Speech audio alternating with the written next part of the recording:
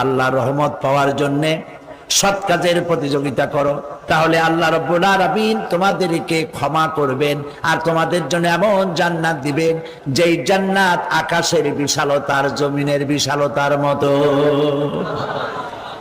এই বিরাট জান্নাত তোমাদেরকে দিবেন।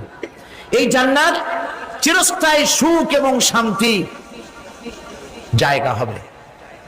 মাসালুল জান্নাতিল্লাতী উইদাল মুত্তাকুন ফিহা আনহারুম মিন মাইন গায়রি আসিনিন ওয়া আনহারুম মিন লাবানিন লাম ইয়াতাগায়্যার তা'আমুহু।